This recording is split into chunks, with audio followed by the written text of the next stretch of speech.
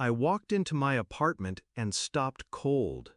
Boxes stacked against the walls, toys scattered across the floor, a stroller blocking my hallway, and in the corner, my clothes, dumped into trash bags, shoved into the garage like I was a stranger in my own home. My stepdad's voice broke the silence. "She deserves this apartment more than you." His daughter, his favorite, his blood. My mother just stood there, arms folded, silent, not defending me, not even ashamed. She looked away as if my pain were inconvenient. That was the moment something inside me snapped. I thought back to when he first entered our lives. I was 12, a lonely kid clinging to the hope that maybe Mom's new husband would care. At first, he smiled. He bought me ice cream, asked about school. I thought he was trying. But little by little I saw it. The favoritism, the way he spoke about his daughter as if she were royalty, while I was background noise. Mom noticed. She chose not to see. And over the years, I became useful only in silence. Study hard, work early, pay bills, stay small. By the time I could afford my own apartment, I thought I had escaped. Until the day I walked in and found my home stolen. At first, I didn't react. No shouting, no pleading. I simply nodded as if I understood. That night, I sat alone in my car, staring at the glow of my apartment windows. The shadows of their family moving through my space, laughing, claiming what wasn't theirs. My rage was sharp, but my mind was sharper. If they wanted a game, I'd play it, but I would choose the rules. Step 1. Silence. I didn't fight them directly. I let them believe they had won. Step 2. Research. I pulled every lease agreement, every legal document. My name was on the contract, not his, not hers, mine. Step 3. Patience. I waited until they settled in, until they grew comfortable, confident, until they stopped looking over their shoulders. Then I began. I contacted the landlord, explained the illegal occupants, forwarded pictures of their things inside my unit, provided proof of my signed lease, every payment on time, every receipt in order. The landlord's silence spoke volumes. Liability, lawsuit, eviction. But that wasn't enough.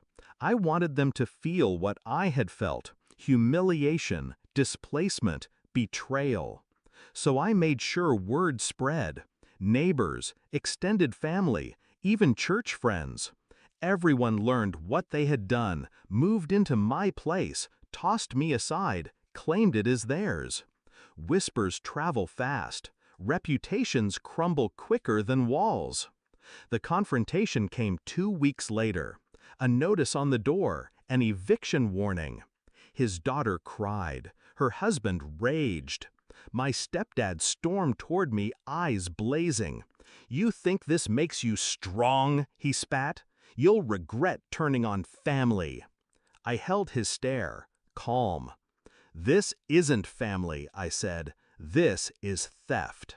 Mom's voice wavered then, breaking for the first time. "Please don't do this. They have nowhere else to go." I almost laughed. Because in that moment, she finally saw me, not as invisible, not as expendable, but as the one holding all the power. I leaned in, whispering so only she could hear. "You chose him. You chose her. And now you lose me." They were gone within days, dragging boxes down the stairs, faces red with shame, anger, disbelief. My mother avoided my eyes. My stepdad muttered curses under his breath. And I stood in the doorway of my reclaimed apartment, arms folded, silent, exactly as they had stood when they betrayed me. The symmetry was perfect. Now my apartment is quiet again. No toys, no strangers, no ghosts of their entitlement. Sometimes Mom calls. I don't answer. Sometimes my stepdad sends messages, half threats, half pleas. I delete them without reading, because I'm done being the background character in their play. I've written my own ending. And the best part? I didn't need to raise my voice. I didn't need to lift a hand. I just let their greed choke them. And I watched as the weight of their choices dragged them down. Revenge doesn't always come with fire. Sometimes it comes with silence, with patience, with a single, well-timed signature. They thought they could erase me from my own life. Instead, I erased them. I walk through my apartment now, every room mine again, every wall a reminder, every step an echo of freedom. And when I close the door behind me at night, I smile, because I took back more than a home. I took back myself.